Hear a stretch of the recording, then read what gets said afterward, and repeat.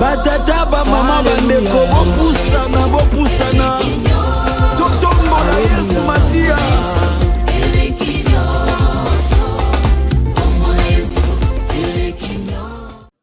Shalom et bienvenue sur Ogra Channel TV. Comme nous avons annoncé que nous serons avec la sœur choisie dans notre plateau de parcours et témoignages, elle va partager avec nous son expérience, son parcours dans le Seigneur, dans son carrière. Sœur choisie, bonjour et bienvenue. Merci de nous avoir honorés et d'avoir accepté notre invitation en ces jours. Merci beaucoup. Comment vous allez? Par la grâce de Dieu, ça va. Le Seigneur nous fait du bien, il nous fortifie, il nous fait grâce. Donc voilà, tout va bien, ça va très bien. Vous êtes toutes belles, hein? Vous êtes vraiment rayonnantes là. Je sens vraiment que la femme africaine. Ah, thank you so much. Merci beaucoup. Est-ce que vous pouvez prier? Vous pouvez prier comme ça, on va commencer. Ok. Prions, Seigneur de Tout-Puissant, nous te disons merci. Nous recommandons ces moments entre tes mains, Seigneur. Nous voulons parler de ta part. Guide-nous, conduis-nous pendant ces petits moments. Au nom de Jésus-Christ, nous avons ainsi prié. Amen. Amen. Maman choisie, est-ce que vous pouvez nous définir le mot parcours et le mot témoignage selon votre compréhension? Déjà, je sais que sur la terre, étant qu'enfant de Dieu, nous sommes de pèlerins. Alors, pour moi, le parcours, c'est un moment que nous traversons sur cette terre, et ces moments est rempli d'expériences, est rempli de beaucoup de choses, beaucoup d'émotions. Parfois nous pleurons, parfois nous nous réjouissons. Ce n'est pas de moments faciles, parfois très difficiles, mais avec le Seigneur. Et pour moi, le témoignage, c'est justement tout ce que nous rencontrons dans notre chemin avec le Christ. Voilà.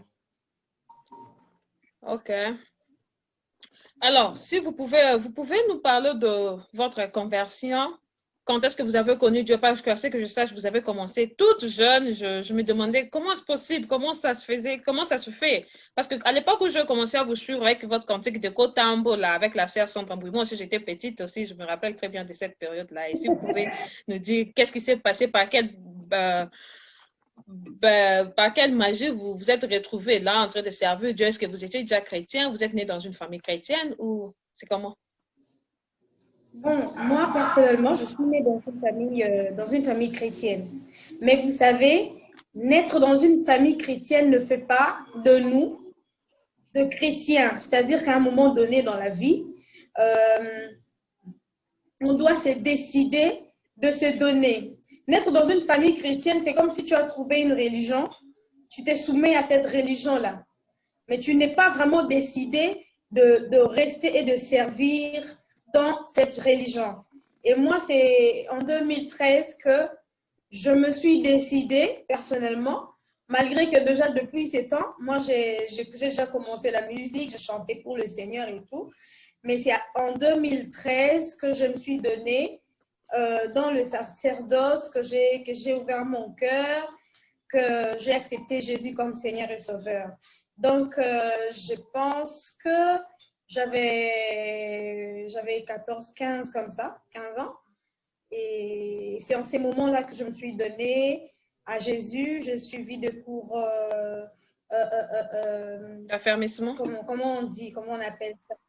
Les affermissements, tout ça. Et voilà. Et j'ai commencé à servir Dieu. Et quand vous avez commencé à l'âge où vous avez eu, je ne sais pas moi, 7 ans, c'était quoi? C'était juste que le parent vous avait orienté parce que vous ont vu en train d'aimer ce métier de chanter, ou vous étiez en train de chanter à l'église? Bon, au fait, moi, je pourrais dire en quelque sorte, vous savez, Dieu ne fait rien au hasard. Chaque chose qui arrive dans notre vie, c'est parce que le Seigneur l'a déjà préparé. Et moi, je dirais que tant qu'enfant, en ces temps-là, j'avais le don. Mais le Seigneur avait préparé mes parents pour avoir le moyen d'accepter ces dons-là. Alors, moi, les parents ont accepté, ils ont découvert que non, j'avais un don et ils ont mis ces dons en valeur. Et en ces moments-là, j'avais des désirs, j'avais le besoin, je me disais, je veux faire ça, je vais faire ceci, je vais passer à la télé, je veux chanter dans telle église. J'ai présenté le besoin et c'est sur base de ces besoins-là que le parent se sont fourni des efforts pour m'aider à perfectionner, à aller encore en avant. Donc, j'ai présenté justement le besoin, ce qui c'est que je sentais dans mon cœur. J'ai besoin de ceci, j'ai besoin de cela, je veux chanter, je veux aller à l'église et tout et tout. Et les parents ayant compris le don en moi, ayant compris la vision. En fait, depuis que j'étais petit, moi, mes parents, disons, ma maman était déjà alertée par rapport à ça, par rapport à ce que choisi devait être, par rapport à l'appel de choisi. Moi, ma mère, elle était déjà alertée. Alors, quand ces dons commençaient à se manifester en moi, ce n'était pas quelque chose de brisque, non. Ils étaient déjà préparés. Et ils se sont préparés en conséquence. J'ai grandi dans cette préparation. Ils m'ont aidé à vraiment marcher dans la crainte de Dieu, à prier. Même quand je ne connaissais vraiment pas vraiment les choses de Dieu, mais mes parents se sont fournis. Ils ont fourni des efforts pour m'aider à être ce que je suis aujourd'hui. Donc, voilà. Passer à la télé, c'était le besoin que moi, en tout cas, personnellement, je présentais aux parents. Mais les parents, ayant compris le don, ayant compris la vision, la mission, ils se sont investis dedans pour m'aider à avancer. Je dirais donc qu'ils ont fait leur travail parce que le Seigneur les avait déjà recommandés. Ils étaient déjà préparés pour ça. Et les parents sont le pasteur? Vous êtes né d'un couple pastoral ou juste un couple chrétien?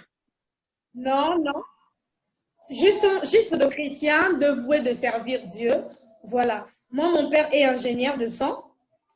Il est dans le son et ma maman, c'est une femme intercesseuse et tout ça là. Donc, femme comme tout le monde, femme ménagère et tout, un peu commerçante. Elle fait ses histoires. Mais moi, je me dis que nous avons reçu la grâce de connaître Dieu. Mes parents ont compris, ont connu Dieu avant. Ils se sont attachés aux hommes de Dieu. Les pasteurs qui nous visitaient à chaque moment. Déjà, en tout cas, moi, mon père et ma mère aiment les choses de Dieu. La vie de mes parents, c'est Dieu. Et je dirais même, je pourrais témoigner pour mon père. Hormis tout ce que nous pouvons avoir, je témoigne toujours et je témoignerai toujours que mon père, c'est une personne remplie de foi. Il a toujours crié en Dieu, il a toujours mis son espoir en Dieu. Donc, je suis bénie d'être dans une famille comme ça. Moi, je dis que le Seigneur avait vraiment préparé ça. Amen. Voilà. Gloire à Dieu. Même la Bible elle-même, elle nous dit que montrer à l'enfant le chemin du Christ et quand il grandira, il ne s'en détournera pas. Voilà les avantages. Ça a commencé dès le jeune âge et tu grandis dans ça. Voilà. Es-tu fier es-tu fier de cette vie dans quoi tu te trouves? Ou des fois, il t'arrive de moments de regret, de moments où tu te dis, ah, si je pouvais être de l'autre côté ou comme tout le monde, vivre ma vie aisément comme tout le jeune. Comment tu te sens? Te sens-tu à l'aise? Ou des fois, il t'arrive d'avoir de regrets? Bon, sincèrement, je n'ai jamais regretté. Je n'ai jamais eu le sentiment de regret. Je n'ai jamais regretté d'être un enfant de Dieu. Je n'ai jamais regretté d'être née dans une famille chrétienne, encadrée par des parents. Je n'ai jamais été en regret de l'entourage parce que depuis mon jeune âge, les parents ont créé l'entourage favorable pour moi, pour me faire grandir. C'est vrai que j'ai eu aussi à rencontrer certaines difficultés qui aujourd'hui me permettent de donner conseil à d'autres personnes. Exactement. Parce que c'est très important. Ouais. Les difficultés que tu as connues, tu ne voudras pas que ton enfant vive la même chose. Alors, tu vas t'efforcer, mais il faut savoir que même si tu fais des efforts, ton enfant va aussi vivre ses difficultés à elle, à lui. Parce que c'est ça la vie. Alors, ça fait partie de mes expériences avec le Seigneur. À un moment donné, je pleurais aussi, mais je ne pleurais pas dans l'idée de lâcher Dieu, dans l'idée de regretter pourquoi je suis chrétienne. pourquoi je dois servir Dieu, pourquoi depuis mon jeune âge je chante, pourquoi, non. Et moi, en tout cas, cela ne m'est jamais arrivé. C'est vrai qu'il y a des moments où tu dis, Seigneur, pourquoi tu m'as abandonné? Mais cela ne dit pas qu'on regrette d'être enfant de Dieu, servante, serviteur de Dieu. Je suis jeune. J'ai des sentiments de jeune. J'ai aussi envie de sortir. J'ai aussi envie de faire ceci, cela. Mais il m'arrive à un moment donné, quand ces choses arrivent, le Saint-Esprit me conscientise toujours. Il me parle toujours que, hey, choisis, tu es différent de telle ou telle personne. Exactement. Tu ne peux pas faire ça. Exactement. Tu peux pas, toi, tu ne peux pas parler comme ça. Toi, tu ne peux pas dire ceci. Non, toi, tu ne peux pas agir. L'Esprit nous aide. Voilà pourquoi la Bible dit que je vous enverrai le consolateur. Okay. Au moment très difficile, il va vous consoler. Il va vous enseigner. Au moment où il n'y a même pas de parents et tout, l'Esprit de Dieu t'enseigne. L'Esprit de Dieu te directive. Il te dit quoi faire et ne pas quoi faire. Donc, je dirais ça. Je ne les regrette pas. En tout cas.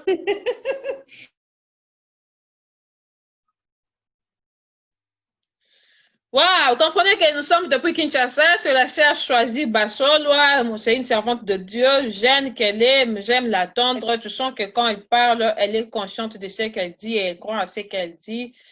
Donc, voilà quoi. La Bible même, elle nous dit que je puis tout par celui qui me fortifie et que ce n'est ni par la force ni par la puissance, mais par mon esprit. Donc, la sœur choisie, elle est ce qu'elle est là par l'Esprit de Dieu. Elle ne fournit aucun effort. C'est vrai qu'elle a eu des affermissements et là, il a rencontré des expériences qu'il a forgées, mais par-dessus de tout, c'est le Saint-Esprit qui l'aide à tenir et à rester debout. Moi, je suis très fière et très contente de t'attendre, de t'écouter. Je sens vraiment que les futures mamans d'Ena, tu incarnes la future maman d'Ena, maman Déborah, toutes ces femmes puissantes-là que j'aime suivre.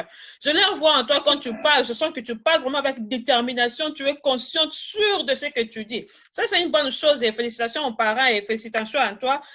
Que Dieu nous aide, que nous continuions dans cette voie et les choses seront très, très, très bien.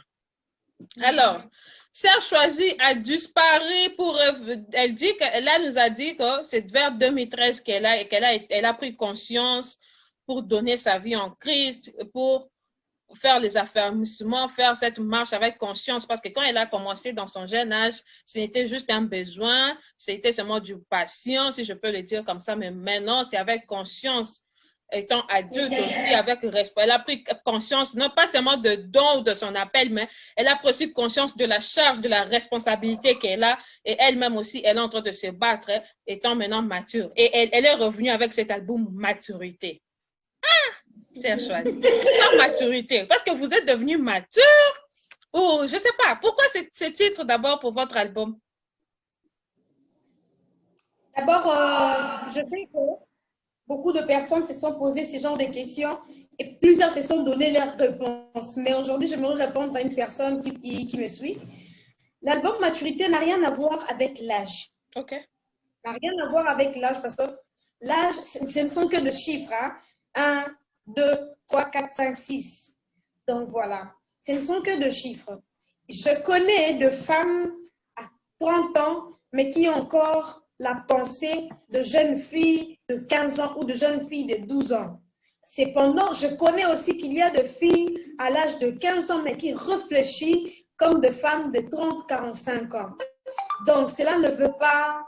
la maturité n'est pas par rapport à l'âge. Le problème, c'est la tête, ce que nous pensons, ce que nous disons, ce que nous faisons. Et nous sommes dans les choses de Dieu. Moi, je sais que ma Bible me recommande de grandir. La Bible dit, aussi longtemps l'héritier reste un enfant, il ne diffère à rien d'un esclave. Un esclave, yes. Un enfant de 5 ans, un enfant de 10 ans ne peut pas décider sur sa vie, ne peut pas décider sur ce qu'il doit faire. Il ne diffère à rien d'un esclave parce qu'on sous-entend qu'à cet âge-là, on t'impose encore ce que tu dois faire et ce que tu ne dois pas faire. Tu n'as pas le choix. Mais, par la grâce de Dieu, le Seigneur nous appelle à croître spirituellement, à quitter dans l'étape de bébé spirituel et à grandir, à devenir mature, à quitter dans l'étape où on ne fait que prendre de la bouillie, mais maintenant de manger de l'os.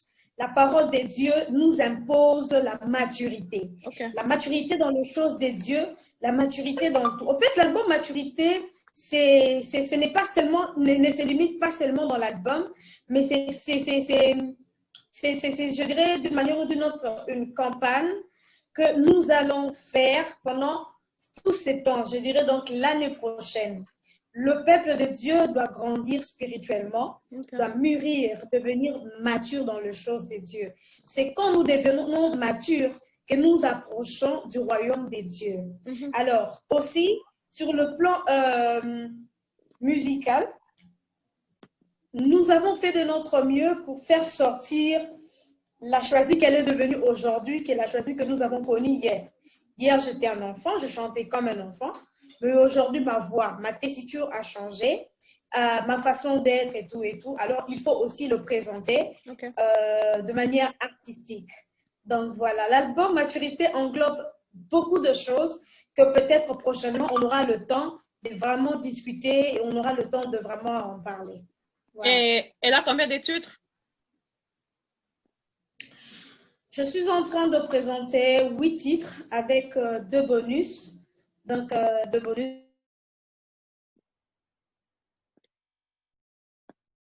L'album Maturité a 8 titres avec 2 bonus, ce qui nous donne un total de 10 titres avec lesquels la choisie va nous bénir au travers de ce cantique avec des conseils, avec des notes vocaux. Donc, vous avez au total 10 titres. Oui, au total. Wow. Et les 10 titres, vous avez déjà commencé avec les clips ou comment? Parce que jusque-là, je vois que nous avons seulement les audios qui sont disponibles. Oui, on avait lancé les audios parce qu'on devait normalement lancer le clip, mais le confinement nous a bloqués. Nous étions bloqués. Moi, par exemple, il ne fallait pas que je sois à Kinshasa, mais je suis obligée d'être là encore. Et par la grâce de Dieu, bon, on est en train d'avancer parce qu'à Kin, il y a des confinements.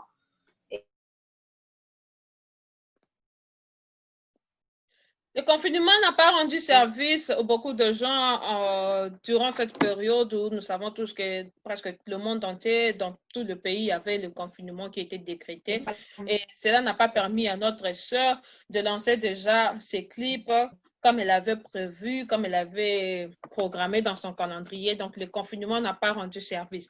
La sœur choisie, à ce que je sache, tu chantais aussi avec tes frères, non? Tes frères faisaient partie de ton orchestre. Ils continuent à travailler avec toi ou ils se sont aussi orientés dans d'autres directives? Non, on continue toujours à travailler ensemble. C'est vrai qu'on grandit. C'est vrai qu'on grandit, chacun de nous a ses responsabilités. C'est tout à fait normal. Mais on continue de travailler ensemble. J'ai mon frère Simplice qui est au studio. C'est avec lui que j'enregistre toutes les chansons. C'est d'ailleurs lui mon directeur artistique. Okay. Et malgré qu'il a aussi ses occupations. Et j'ai ma grande sœur qui m'habille. Donc, quand je suis bien habillée en panne, c'est elle. Wow. Même si c'est une femme, elle est une femme politique. Donc, elle est vraiment dans ces choses-là. Mais on continue de travailler pour le Seigneur. Je rappelle que je suis née dans une famille de 4 enfants. Je suis 3e. J'ai n'ai qu'une grande sœur et un grand frère. Et le cadet, c'est un petit frère qui évolue aussi très bien dans les choses de Dieu. C'est un évangéliste. Donc, j'ai l'habitude de provoquer pasteur. Donc, voilà. Dieu nous a quand même fait grâce. Tout le monde, nous travaillons pour le Seigneur. Wow. En tout cas, vos parents dorment en paix, hein? Vos parents respirent en paix avec ces vents d'Android, tout ce qu'il y a. Quand tu as 4 enfants et tous ils sont serviteurs, c'est vrai qu'il y en a une qui est dans la politique, mais comme il est dans une famille chrétienne, je suis sûre qu'elle est aussi chrétienne, elle aura sa façon de marcher, sa façon de faire, bien qu'elle est dans le milieu politique. Alors, Sœur Choisie, il y a une question qui m'est montée dans le cœur tout à l'heure. Sœur Choisie, elle dit qu'elle est habillée par sa sœur, son frère est son directeur artistique. C'est une grâce ou je ne sais pas comment dire. Tu es chanceuse, hein? Donc toi, je pense que tu n'es même pas chargée, tu n'es pas facturée pour tous tes services-là qui t'ont rendu. Là, donc tu es OK. Je pense même que tu en as une autre sœur qui te maquille, alors que moi, je me tue ici toute seule. Je dois me maquiller, je dois me trouver des amis. Moi, me maquiller, je le fais toute seule. Je Ok. me maquille toute seule. Mhm. Et ma coiffure, je le fais toute seule. Oh, ok. Je fais, vraiment, je fais deux coiffures seule. Elle, ma soeur, c'est juste de les habiller. Elle a fait la couture, coupe et couture. Donc, elle m'habille à des moments quand j'ai des occasions, des concerts. La sœur choisie, elle est vraiment bénie. Elle est très, très bénie. Elle est double, donc triplement, quadruplement même bénie quand tu as autour de toi de frères et de sœurs qui peuvent apporter un plus de leur savoir, de leur ton, de leur, de leur savoir, de leur temps pour pouvoir te propulser, te faire avancer. C'est vraiment une grâce. C'est vraiment une grâce. Vous êtes vraiment dans ces versets bibliques qui dit, moi et ma maison, nous servirons l'Éternel. Je bénis Dieu pour votre Exactement. famille. Gloire à Dieu pour votre famille. C'était vraiment un grand plaisir de vous avoir avec nous. Comprenez que nous sommes en direct de Kinshasa. La connexion ne nous rend pas vraiment service, mais nous étions bénis par la présence de notre sœur et nous croyons qu'elle va encore revenir dans nos prochaines rubriques. Donc ça, c'était juste une introduction, un avant-goût. Sœur choisie, j'espère que vous me promettez de revenir parce que je sais que vous allez devenir encore très chargé avec les préparatifs du clip. Mais je vais vous faire violence. Je vais vous manger comme je fais cette fois-ci. Je vais vraiment vous booster pour vous avoir encore de temps à autre. Non, ça va. Je pense que prochainement, ça sera, je serai peut-être à Brazza ou bien en Côte d'Ivoire. Il n'y a pas de problème. Je serai en déplacement. Mais le plus important est qu'on est là. Alors, je voudrais dire quelque chose. En tant qu'enfants de Dieu, nous sommes des parents. Voilà. Demain, après-demain, nos enfants auront encore des enfants. OK. Moi, je dirais, je vais partager cette chose, ça va aider beaucoup de personnes. OK. Si tu as besoin de quelque chose, présente-les à Dieu. OK. OK. Si tu aimes le Seigneur et tu as besoin que ta maison, que tes enfants suivent la voie qu'il faut, alors présente ces besoins à Dieu. Fais de ton mieux pour que tes enfants, à l'âge, je dirais, quand ils sont encore trop petits, d'apprendre d'inculquer.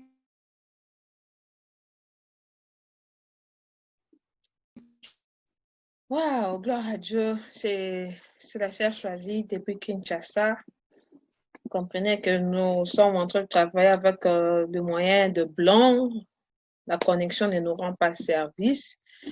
La sœur choisie est en train de nous exhorter, nous qui sommes parents, à bien vouloir enseigner à nos enfants le chemin de Dieu, la voie chrétienne, la vie chrétienne. C'est vrai qu'au bas âge, ils ne sont pas encore conscients, mais la Bible, comme elle dit que quand ils grandiront, ils ne se détourneront pas. C'est clair et net. Moi, je suis un témoignage de cette vie chrétienne. Et la sœur choisie en est une autre. Maman, vous pouvez continuer avec ce que vous êtes en train de dire. J'étais juste en train de compléter en attendant que la connexion vous laisse nous libérer cette onction. Exactement. Donc, faites de votre mieux. Faisons de notre mieux quand nos enfants sont encore trop petits d'inculquer les valeurs qu'il faut. Parce que ce sont ces valeurs-là qui feront d'elles ou de grandes personnes demain.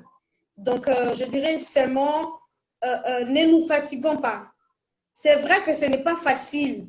Moi qui suis en train de vous parler, à un moment donné, j'étais devenue aussi têtue. À un moment donné, je m'imposais aussi. Parce que bon, j'ai besoin de faire les choses à ma manière. Mais mes parents n'ont pas lâché prise. Hein. Ils sont restés forts, forts, forts. Ne lâchons pas. Même quand on sent que la technologie avance, il y a un vent qui souffle, les choses se passent terribles de partout. Tenons bon. Tenons bon, chers parents, tenons bon. Voici le témoignage de la sœur choisie qui dit que ça n'a pas été facile, mais les parents n'ont pas baissé le bras, les parents ont continué à prier pour elle, les parents ont continué à l'orienter. Les parents, chers parents chrétiens que nous sommes, ayons le souci de voir nos enfants réussir. Il y a un adage qui dit la plus belle femme ne donne que ce qu'elle a. Parents chrétiens que nous sommes, nous pouvons que donner à nos enfants la vie chrétienne. Nous pouvons donner ce que nous avons. Maman, on vous écoute. Exactement, c'est ce que tu viens de dire. Donc, donner, nous devons donner ce que nous avons comme valeur. C'est tout ce qu'on peut offrir. Et je vous assure que le plus beau cadeau du monde à offrir aux enfants, ce n'est que Jésus. C'est le plus beau. Il répond à tous nos besoins, il nous fortifie et il nous montre la voie. À des moments, tu n'auras même pas le temps de crier sur ton enfant. Le Saint-Esprit crie. À des moments, tu n'auras même pas besoin de lui suivre partout. Mais là où il est, le Saint-Esprit lui parle. Tu ne peux pas être ici. Exactement. Moi, j'ai vécu des témoignages comme ça. Il m'arrivait à un moment donné de me retrouver quelque part. Mais mon esprit ne me laisse pas calme. Il y a une femme qui prie pour moi à la maison. Seigneur, je veux que mon enfant rentre à la maison. Et je me sens mal à l'aise. Je suis obligée de rentrer à la maison. Ce n'est pas parce que vous avez forcé quelque chose, mais la prière peut déclencher des choses dans la vie de vos enfants, peut les former, peut les transformer et peut les éviter de commettre le plus de bêtises du monde. Parce que nous savons qu'actuellement, le monde avance à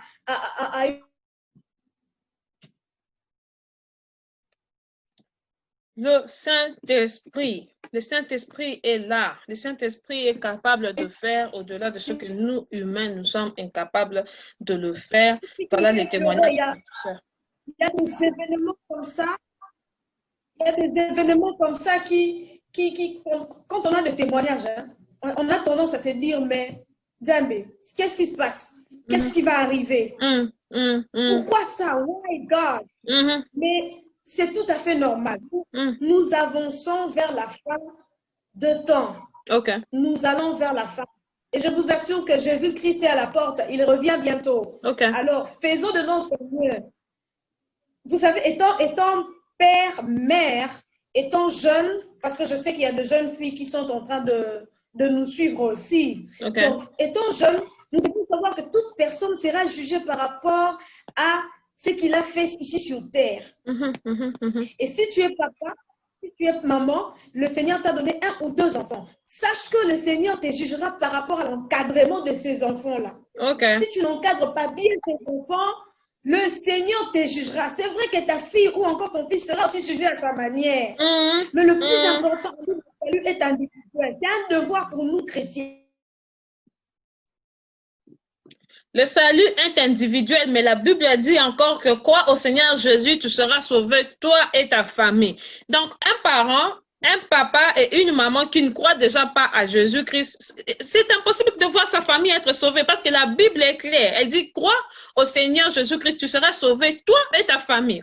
Pour être sauvé, toi et ta famille, il n'y a qu'une seule condition, c'est de croire au Seigneur Jésus-Christ. Amen.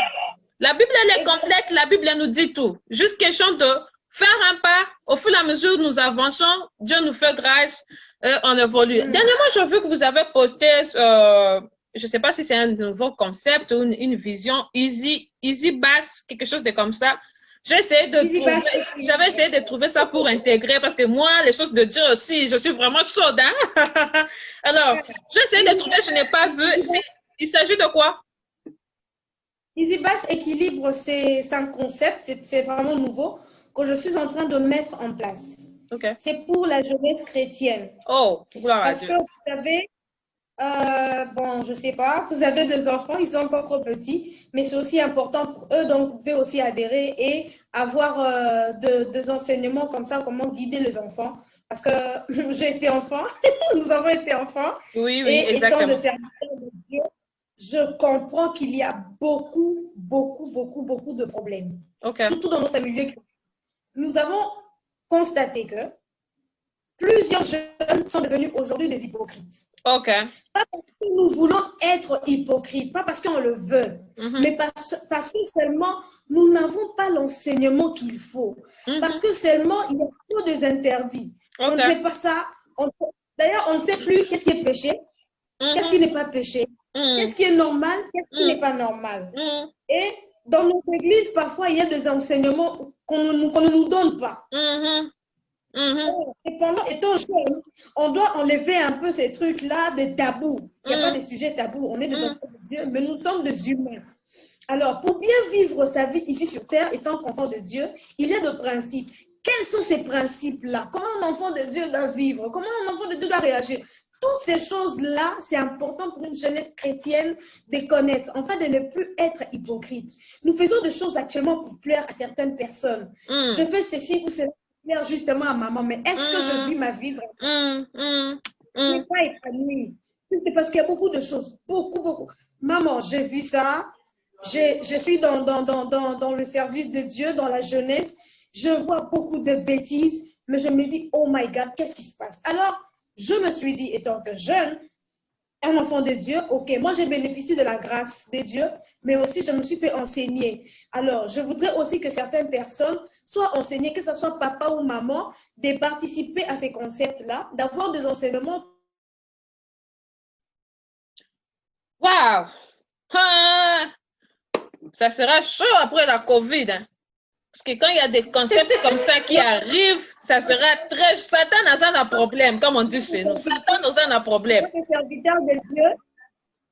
On aura des serviteurs de Dieu qui enseignent librement, sans tabou, qui parlent librement de choses. Il y a de pratiques malsaines maintenant, il y a des choses bizarres. On publie ceci, on fait ça et tout et tout. Et puis des gens trouvent plaisir de regarder des publications comme ça. Il y en a qui demandent, envoie-moi, si tu as ça, tu m'envoies. Franchement, on est où là? Où sommes-nous? Grave. Et maintenant, le problème, c'est qu'on n'est pas enseigné pour déjà faire ce genre de pratiques. Tu n'es pas enseigné parce que si tu es enseigné, tu te diras que non, moi, je ne peux pas faire ça. Moi, je ne peux pas faire ça. Il y a des jeunes comme ça. Moi, je dis toujours à de jeunes femmes, à de jeunes filles, je dis, si cet homme t'aime réellement, il n'a pas besoin de découvrir ton corps, il n'a pas besoin de vouloir te voir. Il t'aime, il t'aime. Si quelqu'un s'intéresse à ton corps, ne t'aime pas. Parce que demain, après-demain, peut-être que tu n'auras pas ces rondelles-là, peut-être demain, tu seras paralysé, mais est-ce que cette personne va t'aimer encore? Non. Si c'est le physique qui attire, laisse tomber. Vous voyez, toutes ces choses-là, c'est très important. Moi, en tout cas, j'ai eu très mal au cœur après tous ces événements. Je me suis dit, Seigneur, aide-moi à aider ces jeunes. Et en aidant les autres, je me fais aider moi-même aussi. Je pense que le Seigneur va se glorifier. Et voilà donc. Wow. Vous parlez de la jeunesse. La jeunesse, c'est de quel âge à quel âge? Alors, on va aller de 15 ans à 25 ans. De 15 à 25 ans, mais quand on a 50, on est encore jeune. Quand on a 45 ans, 40 ans, on est encore jeune. Pourquoi 25 ans? Parce que c'est l'âge de trouble fait, hein?